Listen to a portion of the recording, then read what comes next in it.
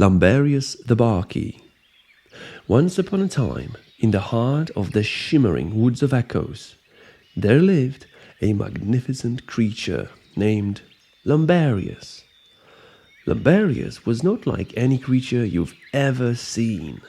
He was a barky, a substantial being of the forest, as old as the oldest trees, with bark for skin and branches sprouting atop his head.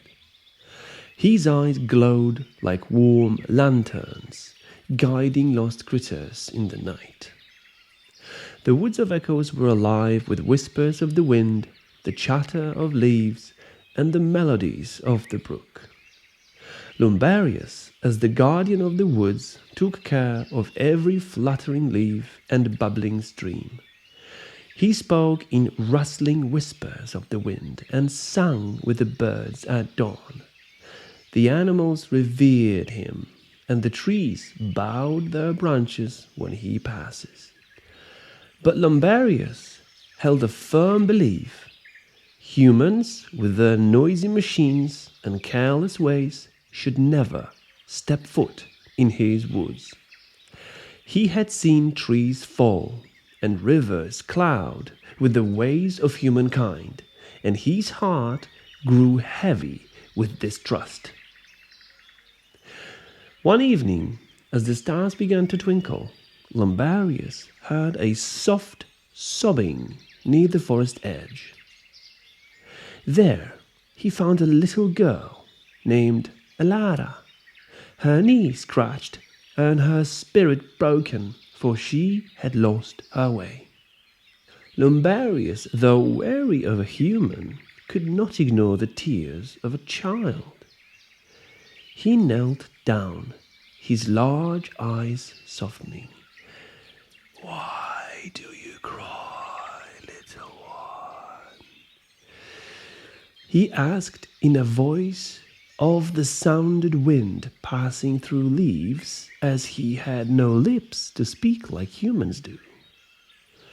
"I am lost, and my granny always said that the woods of echoes never return what they take," Elara sniffled. Lumbarius realized that humans perhaps held love for the woods just like he had for them. He lifted Elara onto his broad, branchy shoulder and whispered, "Your granny was wise, but the woods are kinder than the tales tell. Let me show you." As he wandered through the woods, Lumbarius showed Elara the glowing mushrooms that lit up like little lamps and the flowers that danced to the song of the night. Elara was amazed, her eyes wide with wonder. She touched a tree gently, whispering a thank you, and Lumbarius saw the tree glow with a light brighter than before. "You see, Lumbarius," Elara said, her voice small but true, "we humans can love and care for the woods as you do." Lumbarius realized then that as much harm as humans might have done, they also had the power to cherish and protect. Perhaps, he thought, the woods were for the humans just as much as the humans were for the woods. When they reached the edge of the forest where the human world began, Elara hugged Lumbarius, her tiny arms wrapping as far as they could around his wooden leg. "Thank you, Lumbarius. I will come back to visit, hoping to see you again." With a nod and a smile that crinkled his bark, Lumbarius watched Elara skip back to her world.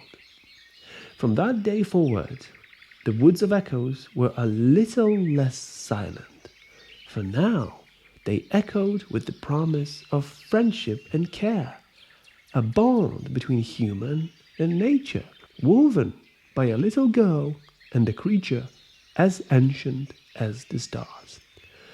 And so, in the whispers of the leaves, if you listen closely, you might just hear the tale of Lumbarius, the guardian who learned to trust, and Elara, the girl who taught a forest to love. The end.